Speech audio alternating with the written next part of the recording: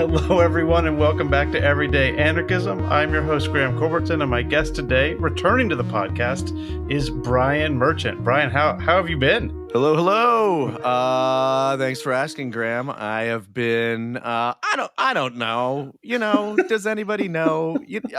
I feel like we're in the pandemic sort of esque era, like peak pandemic, where every conversation has to be prefaced with, how are you? It's just so crazy out there. And then okay, let's get to the marketing email talk or whatever. Like you have to go through like a bunch of sort of qualifiers and prep because it's insane. It's insane. And we all know it's insane. It keeps piling up. At least I don't know, 60 or 70% of the trade war has been paused for now. So it's like one of the more ebbish moments in the ebb and flow of things. I don't know. Yeah, How are you? I think when I emailed you, Elon was like at peak God Emperor mode, and now he's more like sniveling in the back room. So I guess that's good. I think that's good. I was just kind of mulling this over myself. I think it's good generally in the fact that if only because it sort of it vindicates people who've been calling him out, and it gives more power to people who are pushing back against him. He can like be Steve sort of Bannon.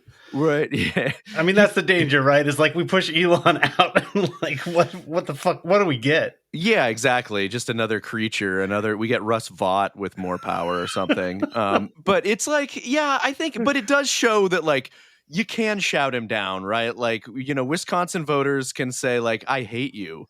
And he will be forced to sort of respond to that.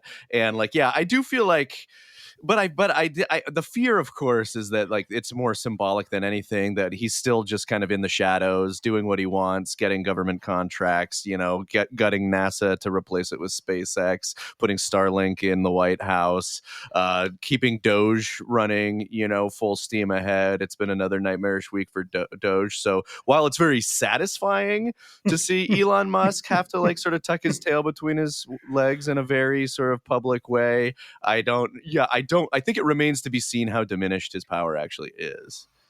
And I hope it's diminished. And I think all of this, again, the crazy, I feel like this latest, iteration of the Trump administration, I think, both things are true, that it was more organized out the gate. It was more sort of embracing and full steam ahead with its authoritarian tendencies. But people were like, oh, it's going to be different this time. And sure enough, he starts doing his dumbass tariff shit, and and blows up the global economy. And he's certainly emboldened, but he's still just as dumb. It's just more.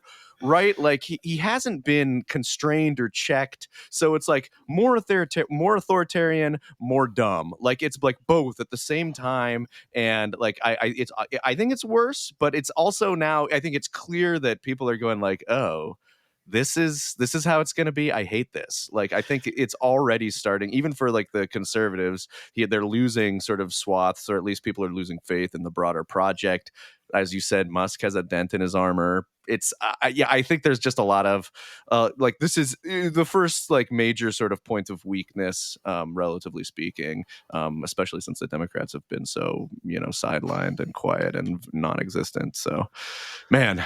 Anyways, yeah, all that. Yeah, the only thing I want to add to that in terms of saying Trump is dumb, I think he is dumb. He also, I think, I'm not a doctor. I think he has dementia. I mean, it's a rare person in their 70s who is as sharp as they were. Trump doesn't. No, he's not taking it. I mean, I remember during the campaign, there was a little talk. I feel like since the media was all over Biden's decline, they felt obviously, as you and I both know, Biden just he couldn't say a sentence. He was totally deranged. If he had been president, we would have had much worse tariffs. Thank goodness that this totally sensible, normal, sharp, young, acute, yeah. But there was, I feel like it was maybe NPR that did a piece and they talked to some sort of like cognitive, like neuroscientists, and looking at his cognitive ability rather. And they like went back and they played clips of Trump from like 30 years ago, vis-a-vis what he was saying on the campaign trail. And they're like, yeah, they're like, this is clear signs of mental decline, because just like the way that he just sort of gets, he always gets sidetracked on tangents, but the way that he just sort of gets consumed by them now, he'll just be saying one thing and then he'll kind of forget completely what he's saying. And then he'll be talking about like a screen actress from the, 60s, for like 20 minutes. And now, we're getting a similar reports. Like he doesn't have an attention span, even worse than before. The tariffs, there was reporting from the Washington Post that they decided on the tariffs that they were just going to rewrite the global economy with 3 hours before they announced them. Like they sat down in the Oval Office and there was like a bunch of like plans put forward, and there were like some where their economic advisors had actually sort of looked at, according to the Post, had looked at sort of extant tariff rates, and that they would have been calculated in a way that would be truly reciprocal or more measured. And then there was somebody who had like the dumb one, like the dumb option that like was maybe even generated by ChatGPT or plugged into ChatGPT. And like they couldn't, they tried to dissuade him from it, but they couldn't. He just said he wanted that one, and then that was it. Then 3 hours later, he has a poster board, the wind's blowing it around, people are squinting to see what the national tariff policy is going to be for Vietnam. And it's like, what is going on here? But that's like, yeah, that I feel like that just encapsulates his mental state right now. And that's what, as a result, that encapsulates sort of like how we have to think about the global power. And it's insane. Yeah, yeah, and that, I mean, and now it's all of our mental state. I mean, it's just, Yeah, yeah, it's true. it's. He's importing it onto all of us. So let me take a moment, and then I'll I'll introduce you. But let me take a moment to say, for the 1 millionth time, I was totally wrong about this. So I'm old enough that I remember the first time Trump was president, and it struck me as a pretty. I'm also old enough that I remember when George W. Bush was president. Yeah, no, me too. Trump did not launch an enormous, absolute nonsense war that directly killed hundreds of thousands of people, indirectly killed millions of people, destabilized an entire region of the world to the point that people are still dying. I mean, the whole what's happening in Gaza, you could easily say, is still the result of what George W. Bush, and if you want to pick on someone, I mean, Cheney's a good one to pick on, but George W. Bush was the decider. So, as far as I'm concerned, Trump won was like, shit, man, as Republican presidents go in my lifetime, like, Yeah. that was okay. Like, Yeah, it I was mean, a like, lot of thank God. bluster. It was a lot of bluster. I think I honestly do think now that we have like a few months to work with and to look at the differences between now this term and the last term and where we were at. I do think honestly a big ingredient was the knee jerk resistance to Trump the first time. Mm. I feel like he said, we're going to do the Muslim ban, which is a horrible thing, right? It's this horrible thing. But people showed up at the airports and said We no, said no. Yeah, I and agree. he was kind of forced to retreat like this time. And there was buy-in from corporate leadership as well as the Democrats. Like there was a will. Like I remember like going out to the Women's March, and just because it was there and it was big, and there was sort of a vocal. And it's not that there hasn't been resistances, there have been lots of them, and it's growing again, and people are figuring out how to do it and how to get attention. But I feel like the shock was such that the pushback was immediate, and because he was disorganized, and because he's dumb, and his his resoluteness to do these things the first go around wasn't as strong. So he just, in a lot of cases, they kind of just went, oh, well, okay. And there's there's a lot of institutional differences. He's had 8 years to surround himself with people who are more interested in a more authoritarian program and know how to capitalize on his politics and his whims to sort of make that happen. And the Democrats laid down. But no, you're totally right. I think there was nothing nearly as bad as the Iraq War in Trump won. It was a lot of there was horrible stuff, and if left unchecked it would have been horrible. And I think what we were starting to see, and it remains to be seen, is Trump's horrible tendencies sort of left more unchecked, left more unchallenged, both because the practical reality on the ground is that there are fewer sort of congressional levers to push against it. That's not that the Democrats should take their strategy of doing nothing and saying, as like Hakeem Jeffries famously said, like, we got no leverage. What do you want us to do? I got a book. I got a book tour to do. Like, what do you want me to? We can't do anything.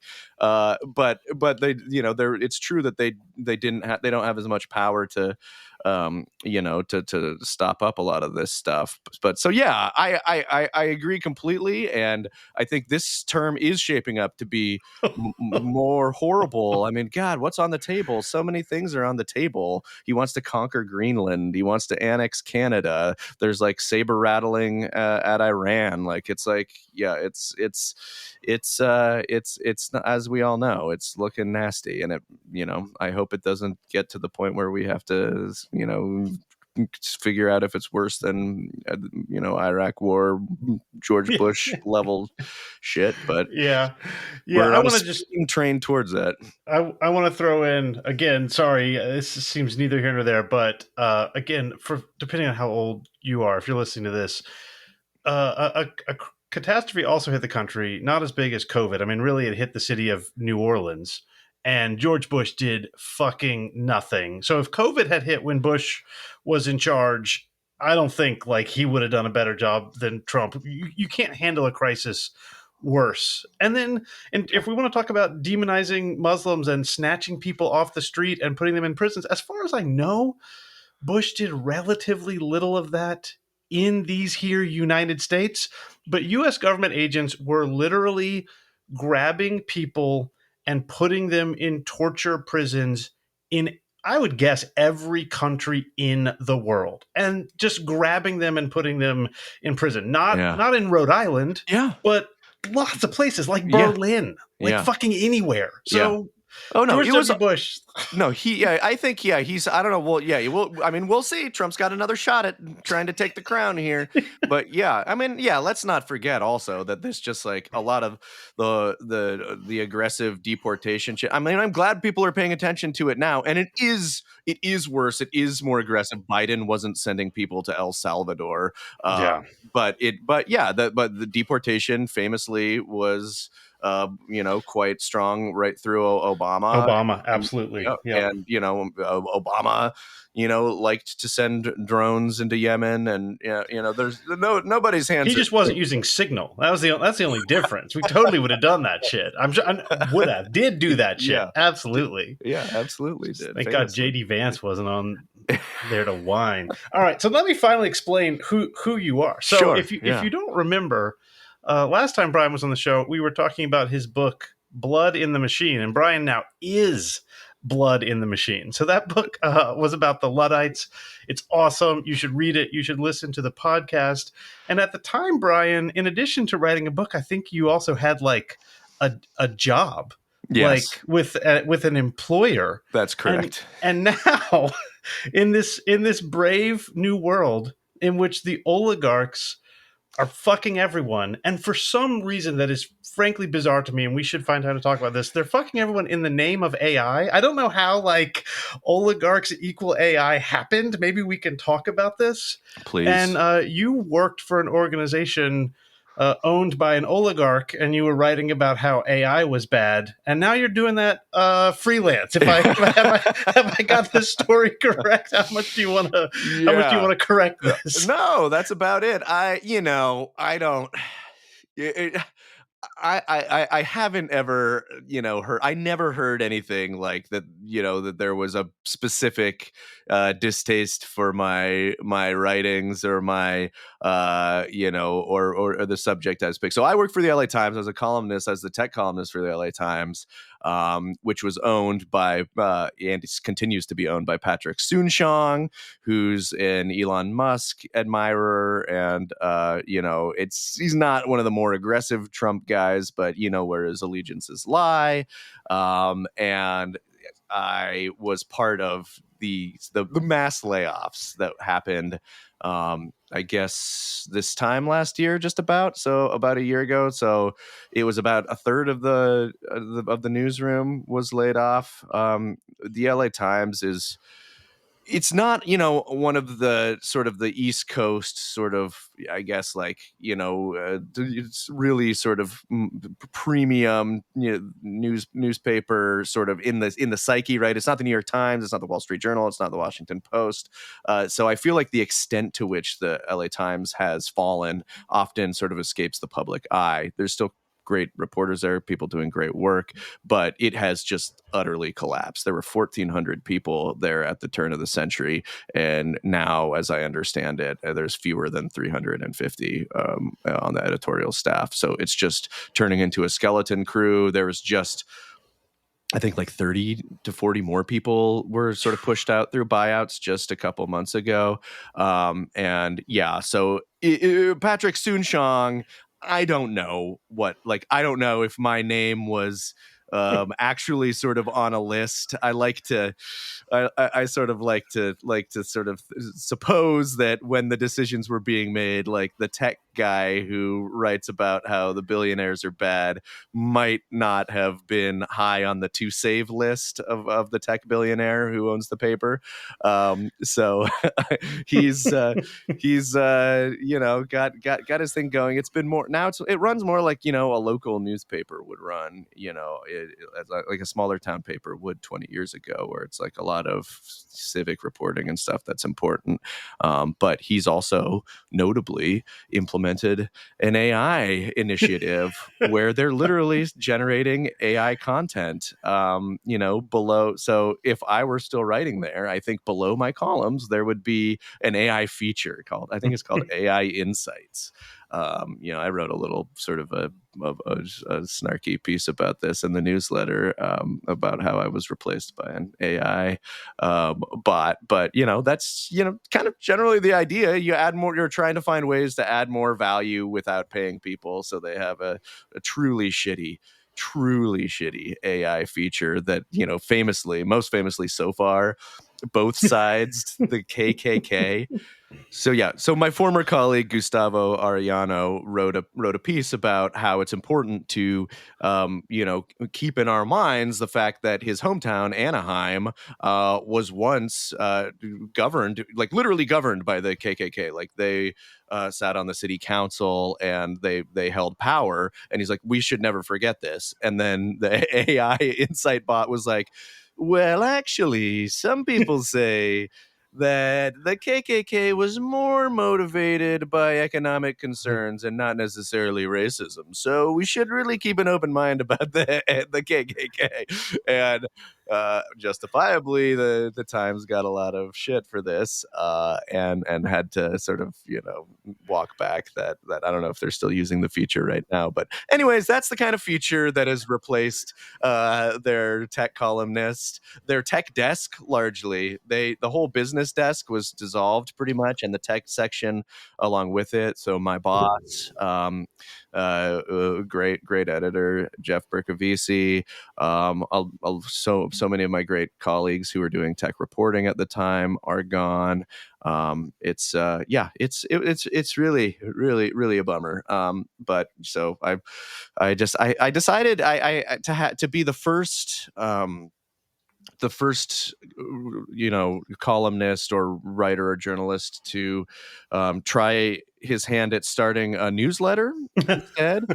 I thought that, maybe I'll be the first one to do this. I'll be a pioneer, and maybe I'll like charge people who want to support it a small fee every month, and maybe that can be my livelihood instead. So that's I had the Blood in the Machine newsletter going from the book because my publishers wanted me to have a newsletter for the book, and I already had kind of the architecture there, so I just started writing my thoughts and column shaped things there over the last year. And then just a couple months ago I was like, what the hell, let's nothing else looks great right now, let's let's see if I can swing this thing here. Well, that's why I wanted to have you on the show, because I'm loving the Blood in the Machine newsletter. I'll get to a question in a second, but I just want to say, listeners, if you are not subscribed, you should subscribe.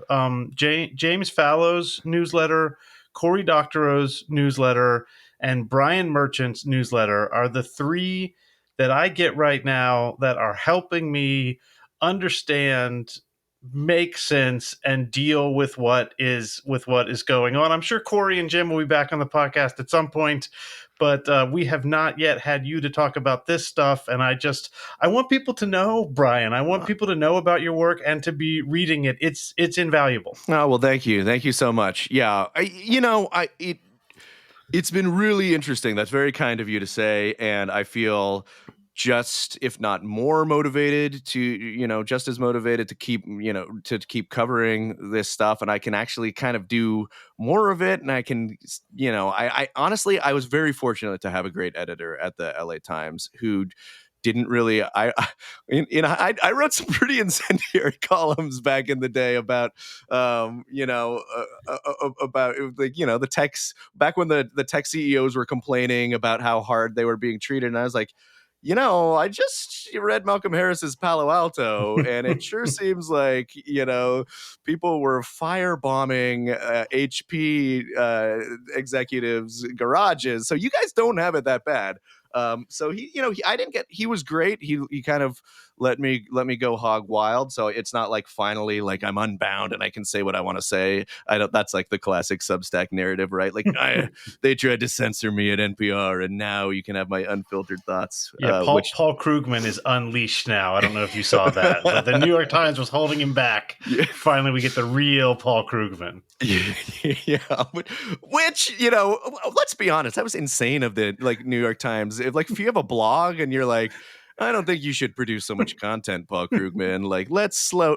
I've literally never heard that logic anywhere in my life, which speaks to, I guess, what an insulated and exceptional place the New York Times is, where they don't need someone who's like this Nobel Prize winning economist who's like, I want to blog more, and they're like, no, but that just doesn't compute to me. But yeah, no, the nice thing that I've found, I think, which is a double-edged sword again, because the media landscape has just sort of eroded to the fact where, there's more appetite or more willingness to sort of cite or embrace or to listen to independent sources, right? I think one of the advantages of being part of legacy media before is like you write something, at the LA Times or the New York Times or in Rolling Stone, and people will pay attention. And to some extent, that it's still true that gives you a little bit of an edge in some circles, but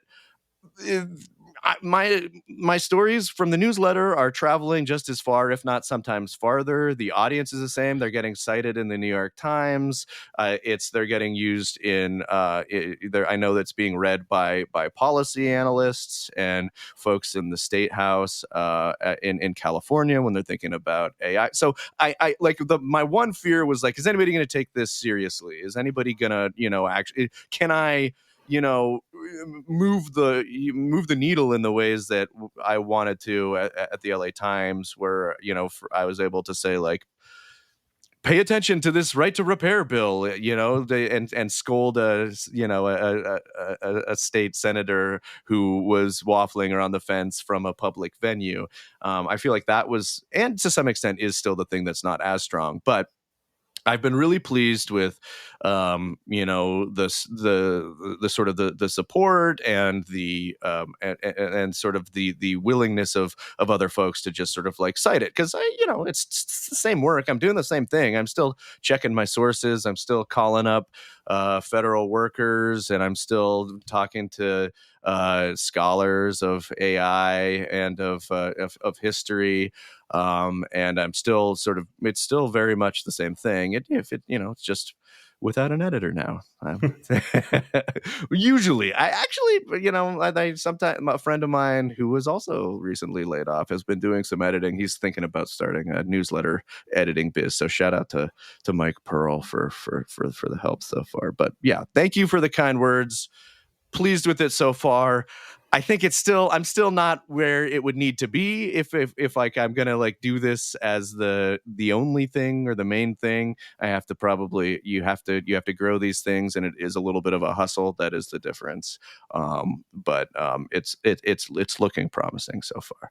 Yeah, well, that's why you're here. I mean, this is That's you're hustling. I mean, that's what this podcast is really about, is hustle culture and increasing the number of clicks. So that's why we're here. That's right. I'm here to just hone my influencer bona fides. I'm here to get on camera, this beautiful voice, get it out there. People can just start building. I got to build those parasocial relationships, right? Yeah. That's what they say with the content creators. Yeah. Okay.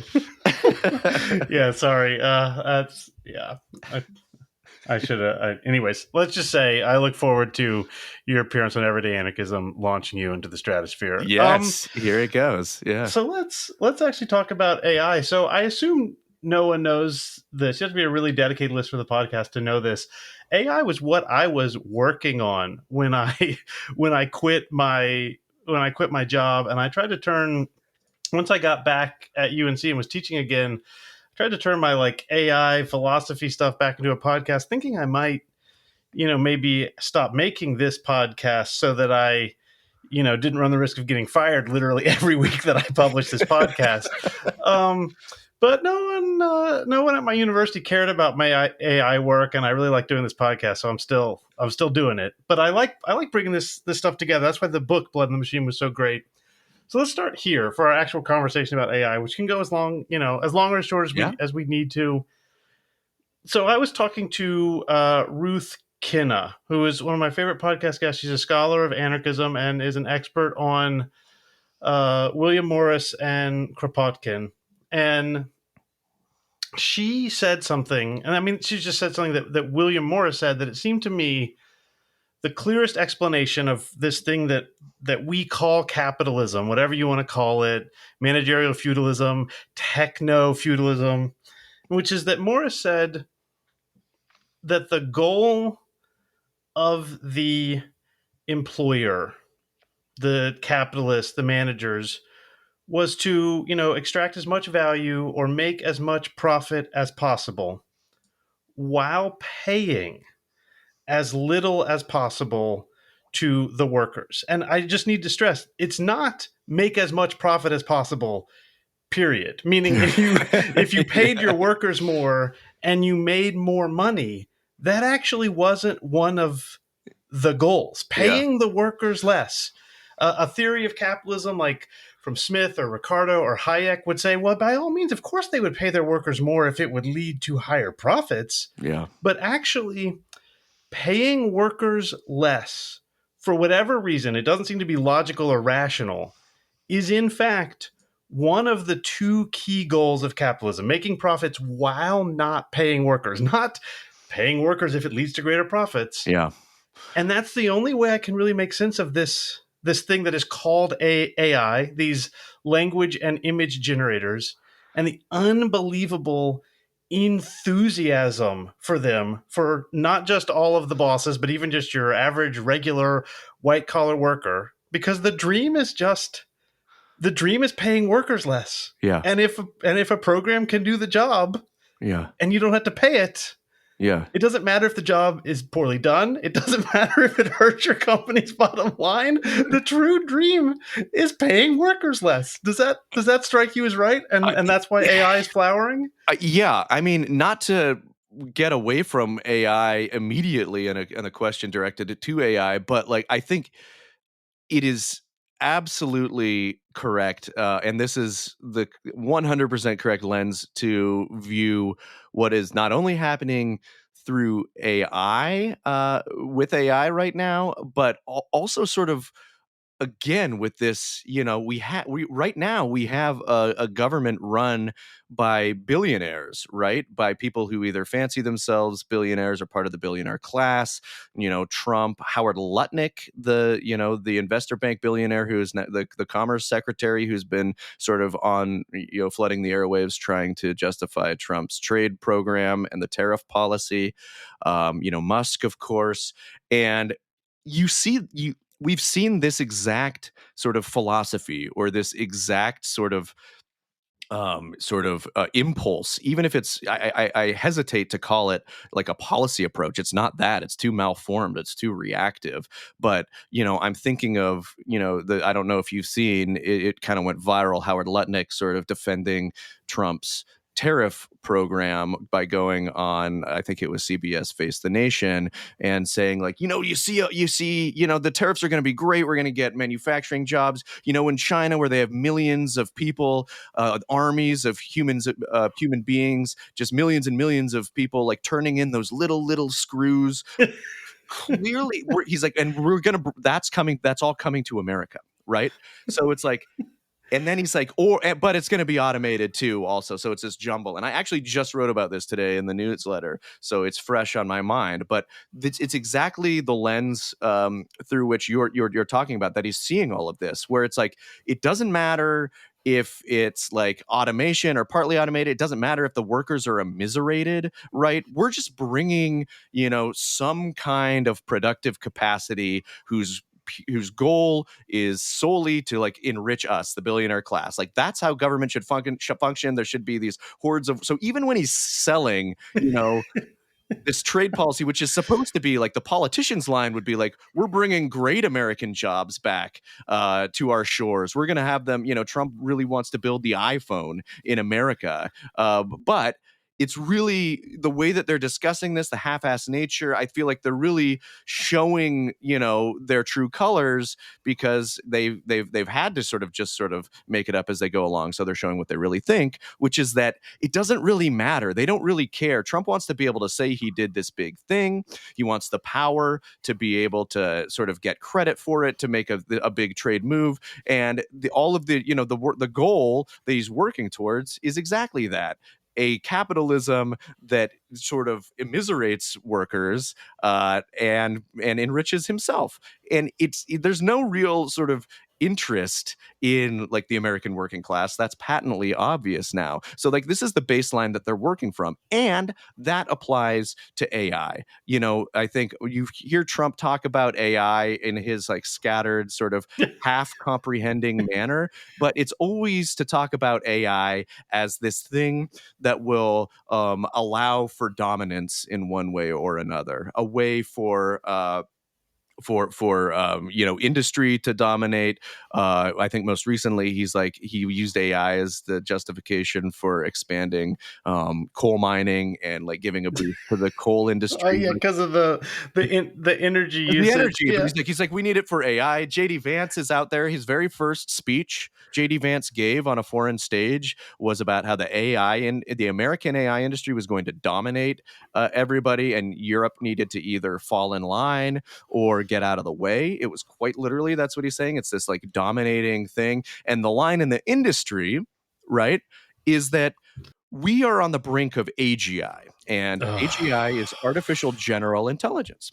And the way, and this often goes unremarked. If you're following tech stuff at all, you probably are aware on some level that there was a big flare up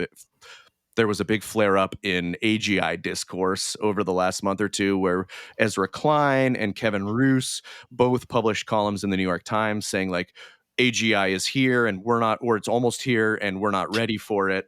And at the same time, OpenAI is working on this deal with SoftBank, the massive investment bank, and after that sort of hubbub over AGI settles down, OpenAI walks away with an up to $40 billion investment from SoftBank, the most that's ever been invested in a private tech company, by a considerable margin.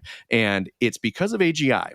And AGI is specifically defined by OpenAI as AI, or a software system that can do any economically valuable work or replace any economically valuable worker. That's how they define it. So that is at the core of this pitch. We can replace anybody. We were developing a technology for you, wink wink corporation. When I go on the podcasts, I'll talk about, curing cancer and all that. But in our charter, where it matters, where like I'm pushing the paper across the table at the conference room to the heads of Mahayoshi-san and SoftBank to see if he can get that check. This is what the value proposition is. We can get rid of workers.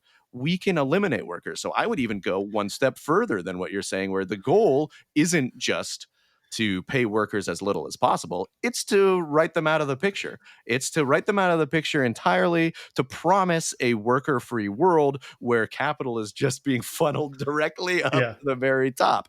And I know I've been yammering for a while, but I will just also add that is also not new, right? So Andrew who was one of the very first sort of what you would call business theorists, and his sort of he was working in the early 1800s, kind of 1820s 1830s. He was a friend of Charles Babbage, who developed the sort of the prototype for what would become the first computer. And both of these men very explicitly had visions for fully autonomous factories, right? That was kind of the promise that they were operating for, and they were sort of writing apologia for the industrialists who were just sort of doing some of the gravest sort of just injustices to workers in human history, right? Like the very worst conditions are those early industrial in revolution years, where you have child labors, you have literally children being ground up in the gears, you have people working in windowless rooms, breathing in clot, like people like were starting to shrink because they were just working so long in such bad conditions. And these guys were out there sort of saying, well, we got to keep at it because this will be worth it in the long run. Just bear with us, because a future where we have a factory working like an automaton is just around the bend. So you see the same exact logic being used then 200 years ago as it is now by Sam Altman and the big AI cohort. And then sort of, we know that the Silicon Valley mindset has kind of fused itself onto at least one wing of the White House. So it's being sort of broadcast from these highest levels. And we really see how prominent it is. And that, I think, is really the underlying message of all of it, is that here's this tantalizing proposition to you, to business. We will replace workers. We'll get them out of the picture once and for all, completely. Just give us a few more billion in investment. Yeah, I have to say, I mean, I think this is absolutely right. And I have to say, this is something they have not thought through, because a world without workers is, in fact, that's a left-wing fantasy. If you're on the right wing, what you want is a world of workers dominated by people like you. And then there's, the halfway there left-wing view of, like, the New Deal view of, like, a world in which workers work hard and have bosses but get a fair deal. But it's Edward Bellamy and Oscar Wilde who are like, actually, automating a factory sounds great, but why is that going to turn into money for rich people? How about we automate the factory and it turns into stuff like a world without workers is a anarcho-communist utopia. So the fact that somehow, again, I use all the time that old Star Trek, sorry, not Star Trek, although I was thinking about Star Trek at the time, that old South Park motto. It's like, the with the question mark before the profit. It's like step one, get rid of all workers. Step two, question mark. Yeah. Step three, profit. What do they think the world would look like if ever? What? They think we're all just going to be on Instagram. I don't. What?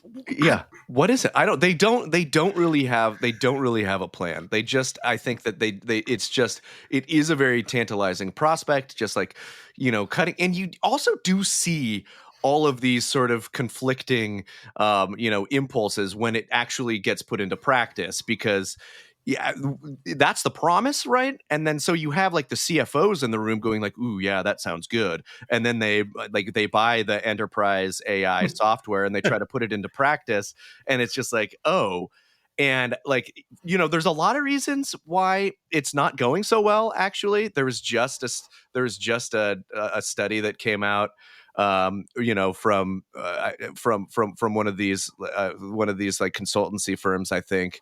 Don't quote me on that, but basically, like, the ROI for AI enterprise software has been really bad. A lot of firms are like, it's not working the way it's supposed to work. We have to double check all of its inputs. It's creating more work. It's hallucinating. But also, I think there's this element, that I think that is under examined, which is that, exactly what you're talking about. Like, managers, don't want their underlings to disappear completely, because that just makes them look, it kind of denudes them, right? Like, who are they going to boss around if they fire all of they as exactly as you say, they want to maybe fire some of them so that their boss thinks that they're cutting costs, but they want to have power over something. I'm rereading David Graeber's Bullshit Jobs right now, because I've been meaning to do this for a while, because it just, I feel like, has so much salience in this AI era, where what the use that a lot of these firms are trying to put AI to is sort of, automating a lot of creative or like white collar jobs. And it's just, it's running, you can, where they're having success, sadly, is where it's not, institutionalized, where you have like artists and illustrators who are freelance, and they can just say, well, we could just get Midjourney to do it. And so artists and illustrators and copywriters and people who are, freelance or outside, they're getting really hit. But there's not like inside, it's harder inside the institutions. We're not seeing as much of disruption as one might have expected. And I think that that's partly the reason, is that ultimately, yeah, you want, if you're a boss, you want people to boss around. There's a reason that like all of these bullshit jobs existed for so long, even if they're not necessary. And sure, maybe they could be automated by AI, but even management doesn't always want to. So there are a lot of interesting dynamics going on in between them. And I think what you see, when you get up to the truly sort of mega oligarchic level, is just like, like a completely sort of disassociated view, where it's like they just could not care less. Like, it's just, are the workers there or not? I don't care if the money coming in. I don't, like, who gives a shit? So we do have these like interesting dichotomies here. And I think, this also reminds me of there was like a little bit of chatter around. Did you watch the Fallout show? No, I didn't. I Okay, didn't so watch it. the premise of the Fallout show, for those who didn't watch it, which I actually enjoyed. I don't always enjoy stuff like that, but I did watch it and I thought it was fun. The world has been nuked to bits, and like there's like underground Fallout shelters where over the years, different communities have survived, and people are reemerging into the wastelands on the top. But throughout the first season, you learn how all this happened, and it turns out that it was a bunch of sort of capitalist defense contractors and sort of billionaire types who ultimately sort of just decided just to basically nuke the world for profit. And there was some discourse over like whether or not, like, well, that doesn't make sense, because if they're capitalists, then no one would be around to buy their products. And then the countervailing argument is like, well, this is ultimately the impulse for some of these guys. They just want to lord over the ruins. They don't care. They want to have dominion, right? And Yeah. so ultimately, that's the goal of some of these guys think. And so I see echoes of that in sort of this cultural moment where we do have this sort of truly stratified oligarchic class that's making a lot of these calls. Yeah, I think that's right. I mean, I was thinking about bullshit jobs as well when we were having this conversation, and I mean, so a term I like a lot. I learned it from Graeber. Cory Doctorow uses it a lot these days. I'm guessing he learned it from Graeber as well. Schismogenesis, which is basically you whatever your enemy likes, you decide you dislike. So Trump says don't wear a mask. So everyone in Chapel Hill, North Carolina is like wearing a mask. And so we're like outside at the park and we're all vaccinated and there's a 20-mile-an-hour breeze and everyone's wearing a mask. And if you ask them why are you wearing a mask, they say like, oh, it's good, sensible science. But I've read the science. It wasn't good, sensible science. It was that Trump would have been not wearing a mask, and they were showing him. Yeah. I feel like we're experiencing job schismogenesis. So like when if you lose your job as an artist to Mid Journey, the bad thing now is that you might not be able to get food and shelter. Correct. Yeah. The fact that you lost your like losing your job, workers of the world unite. I mean, like if we could all lose our jobs, that'd be fucking great. I am really anti-job. So when I see Yes. this thing where it's like the CEO is like, I'm going to slash all these jobs, and the left wing response is like, no more jobs, wage slavery for everyone. I'm like, no, you just want to say why is the AI because AI, what is called AI right now, which is image and text generation, Yeah. the reason why, exactly as you said, Generative AI. Yeah. yes, generative AI. But when people say AI right now, they mean generative Yes. AI. Yes. It can make sentences and it can make pictures. And the reason why that's so exciting is because for a while, if you could make sentences or pictures, they couldn't fire you and replace you with a machine, and now they can, because firing people is really deeply what they care about. Even though you're right, if they fired everyone, they'd be really confused. And so everyone is like, oh, we need to make sure corporations don't use AI because we really want to protect jobs. And I'm like, no, you want to protect people having food and shelter, Yes. flourishing, freedom, liberty, job. Yeah.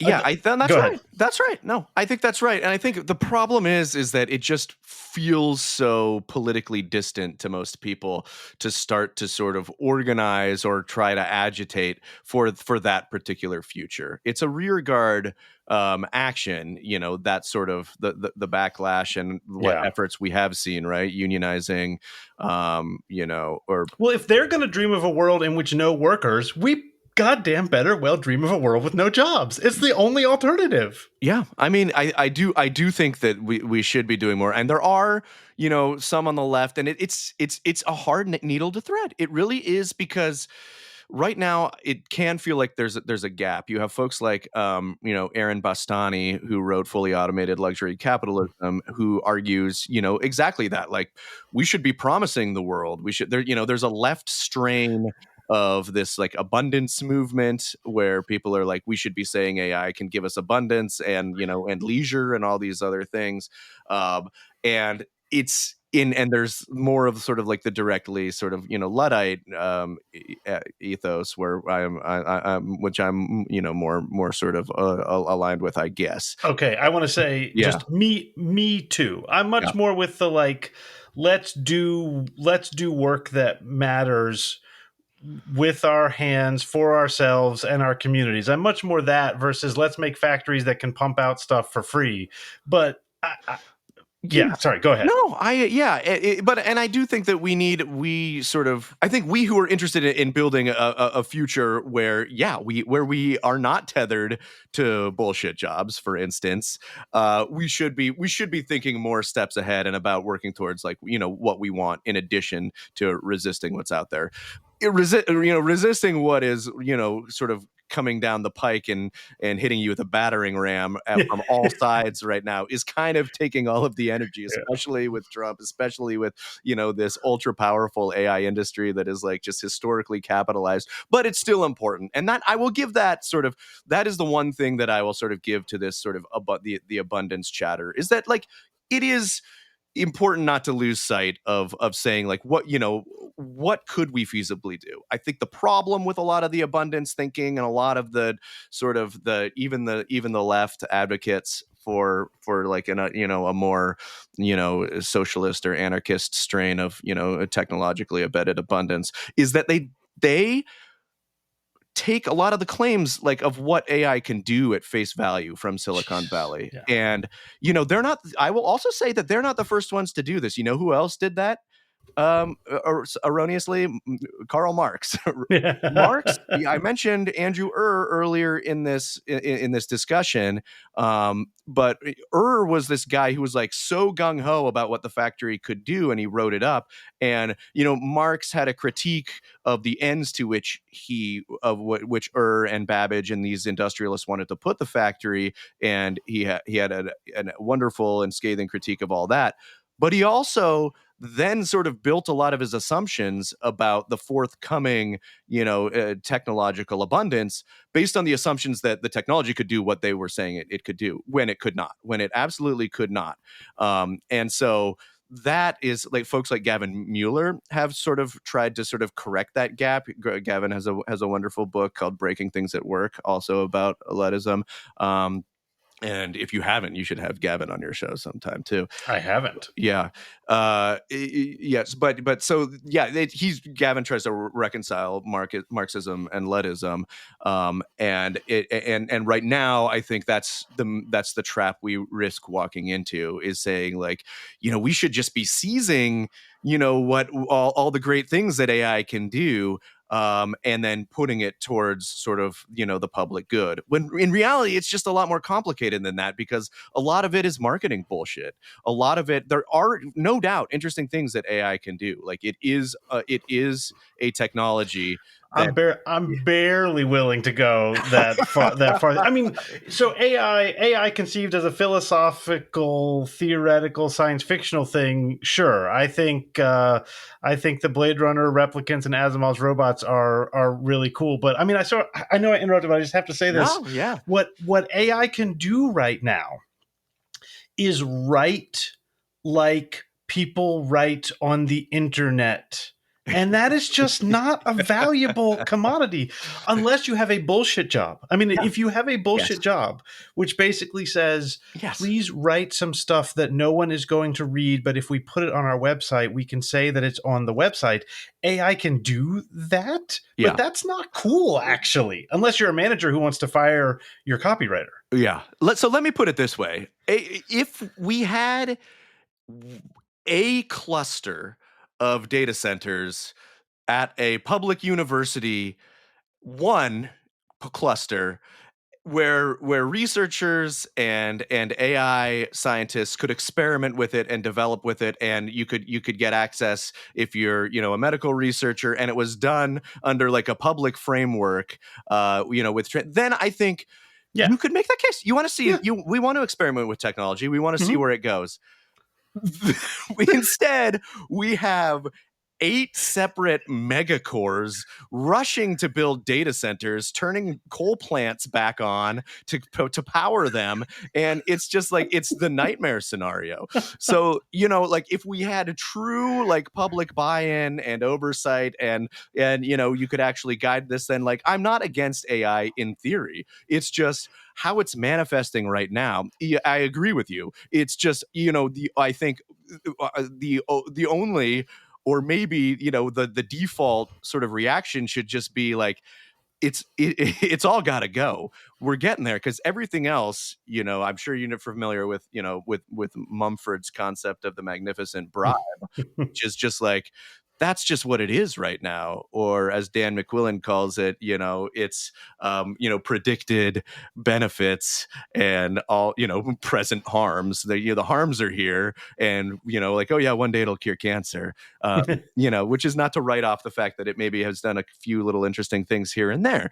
But yeah, just like the current formation of AI development is completely untenable right now, and it's not just untenable, it's disastrous, and we can see the ends to which it's being put, and the ends to the logic governing AI is being put with the AI first strategy in the White House again to talk about what Doge is doing. Like, oh yeah, we're going to fire half of the GSA, the Government Services Administration, and well, it's cool. We're going to have an AI first strategy. We'll replace their functions with a chat. No way. They're just obliterating institutional knowledge and replacing it with fantasies, and that's more, I think, more than anything that the technology is doing. This is the real world on the ground result of AI infected thinking, and that's what we're getting. We're seeing people fired, whether or not AI can actually replace them, in droves, and we're seeing sort of these dreams of dominion and sort of fantasies of some worker free future, being embraced by the oligarchs. Yeah, I think that's right. I think that's completely right. The last thing, just to touch on something that I wanted to bring up. Maybe this is just me pontificating. Maybe I don't have a question, but just So one thing I noticed. This is going to sound, I don't know. This is probably going to sound like defensive or something, but I've noticed over the course of doing this podcast for almost 4 years, with the exception of Brad DeLong, literally every single like center left person has declined to come on my podcast. And at first I was like, oh yeah, well, I mean, it's a small podcast, makes sense. But then I look back at the people I have had on my podcast and been like, oh shit, they just won't come on. They just won't. It's not that they're too busy. I mean everyone's busy, but they literally Brad DeLong. Thanks Brad for coming on. Brad and I had a interesting, mostly polite conversation. Maybe I should have been less polite, but he came on the show and talked about William Morris. Why not? It was awesome. And I just, in my day to day life. So again, this is just like resentment. I talk to people, Brian, and people are just like, "Oh yeah, did you see what Matthew Iglesias said? Did you see the new Ezra Klein column? Did you see what Jason Furman said?" And I'm like, yeah, I saw what they said, but they're all wrong about everything, right? Like, these people are just shills for the establishment. And they're like, oh, Graham, you've gone too far to the left. I think Jason Furman made a really good point that the Biden administration should give people less money so more people starve and die. I mean, they don't say that, but that's what I hear. And the place where I went from, and sorry to associate Jason Furman and Brad DeLong and everyone else with with Ezra Klein, but the place where I went from like these people are annoying and Derek Thompson really doesn't know what he was talking about to, oh my god, I will never pay attention to anyone in this clique ever again, was Ezra Klein's post where he was just like, look, I was in some serious conversations, people you've never heard of, and they told me that artificial general intelligence is coming. And if you think it's not coming in 2 years, you are just the stupidest person in the world. I mean, he didn't say that, but he said that's a decent paraphrase. That's a And subtext. Yeah. Ezra Klein, the God Emperor of center left, just know these things, and the rest of you are just sort of going to be on the outside looking in unless you get with the program. And these people, Brian, there's they are what other people in my life who are not tapped into, I don't know what we call it these days. Can we call it socialism? The people who do come on my show, the Brian Merchants and the Cory Doctorow's and the Kim Stanley Robinsons and the Giannis Varoufakis, these people seem to me smart and interesting. But the people in my regular life who seem smart and interesting, they're not reading those people. They're reading Ezra Klein and Matthew Iglesias, and I can't figure it out because they just seem like corporate chills. So that's why this is not a question, but can you make sense of it? No, I mean, me? Yeah, that's it is a conundrum. It is, for what it's worth, and maybe this is just like my read from inside the bubble of folks that I mostly pay attention to, but I also think that those guys and the centrists, whatever, Iglesias and what's the guy? No opinion Oh on my God. yeah, Oh, sorry. yeah, Yeah, he's buddies with Brad DeLong. yeah. Yeah. And I also, they have big audiences because there's always going to be a big audience for people who are telling you essentially that everything's going to be okay, that most of your priors are correct, that the world doesn't have to change that much, that they have a big sort of audience among, I think, like the managerial class who are like lapping this up, who have incomes to pay $10 a month to all of their Substacks and just kind of like nod along vigorously about why the left was wrong about this or that. So I think it's just a permanently complacent and permanently sort of alluring sort of argument to a lot of people. So as long as there is this more moneyed upper middle class that wants to vigorously nod along to it.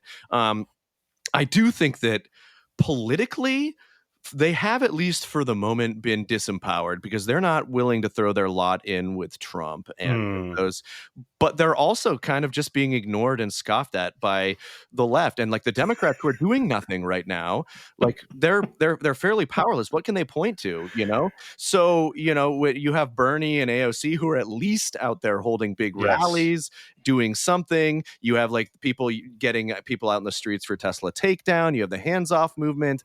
And, this is people trying to agitate for that kind of action. They have nothing to do with like the centrist blogtariat or whatever you want to call it. And, Ezra Klein, I think, had from I used to, as you did, I used to have more respect. I don't know that this fully exploded it or diminished it, but it I can see why, right? Like they've got this abundance hype cycle, and they're doing exactly what I was just talking about. Derek Thompson and Ezra Klein, they're saying, "Oh, here's AGI and the technology that can do all these things. We have a book coming out that's arguing that the Democrats and the center should be trying to strip away regulations." And I just think it was like just horribly timed, right?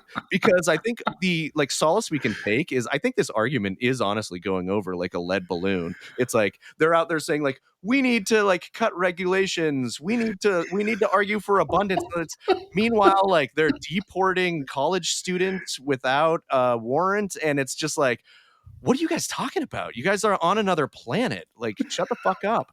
It's just completely sort of like disassociated from reality. And I do feel like it's not going to really have much of a legacy for that reason, and it can be written off. So at least we can be thankful for that. I think it's kind of part and parcel as like, all these guys who like really, I honestly think that Democrats a lot and centrists really thought that their reaction and the party reaction and sort of the political reaction to Trump's victory should be to somewhat skew right. To go for the right. Like Gavin Newsom has his podcast where he's got like Charlie Kirk on there, and they're talking about why why they shouldn't be talking about trans rights anymore. And Gavin Newsom is just giving all this credence to all these like truly bad actors, all these like shamelessly bad actors. Honestly, I think he's probably torched his political career, or at least put a huge stain on it. But like I think that's part of it. The abundance thing does like have this weird sort of pro corporate strain where it's just like, oh yeah, well, we should just let sort of the mega developers just build more houses and like give them, like, so what if they get more power and more capital and more, I think Malcolm Harris's piece in the Baffler about this, about the abundance book, he reviewed it, is really good because it just like really dissects what the logics or the implications of actually taking this argument at face value and applying it and what that would mean, because they don't really care to do that. They're just basically gesturing at things that California has too many laws and sometimes they have a point, but Oh, by and sure. large it's just like let's let our corporate overlords Yeah. dictate more social policy. And it's like, how are you getting that from this Yeah. moment. The problem is that there were, too many NIMBYs in high speed rail, and that's how like we arrived at fascism. Like it's not. It just doesn't make sense. So yeah, I mean, first of all, obviously, as an anarchist, you're not going to hear me saying that really what we need is way, way more mind-numbing regulatory detail, obviously. But the basic pitch of that book, and I should say, I'm proud not to have read it, is we would have abundance if only local governments would put fewer restrictions on corporations. And the corporations are just itching to build us lots of housing and trains, I guess, but right, governments are stopping them. at fair prices that would benefit everybody. Like, yeah, no, yeah. Oh, Jesus. It's one of those things where it's like halfway there, but they're just so uninterested in giving the left any credence when, or saying like, maybe this could be better done if like more power was given to like public actors instead of more to corporations. It just, Oh, the government could build high speed rail and housing. That can't be right. Yeah, no. Yeah, no. Okay, all right. Yeah, that. But probably. Yeah. All right. Well, I'm glad we solved this. All right. Look, we could do this for a while longer, but I think I've taken enough of your time. Anything else you want to share, Brian? I will share that I have also started a podcast of my own with I didn't realize that. With my dear friend Paris Marks, the host of Tech Won't Save Us, another great podcast. So it's sort of a weekly tech news show for the era of oligarchy. So we're sifting through the wreckage every week. Check that out. We'll have to have you on sometime. Yeah, would love to. And return the Sounds favor. Great. Yeah. But that's it. Thanks so much for having me, Graham. It's always, always a good time. It was awesome. And I guess I'll say I've written some various stuff about AI, and I have that mostly defunct podcast. I guess I'll slam that in the show notes. If any of you really wants to hear what I think Wittgenstein would think about AI, that's what the podcast was about, really. So Love it. It turns out no one wanted to hear that. All right. Thank you, Brian. Cheers.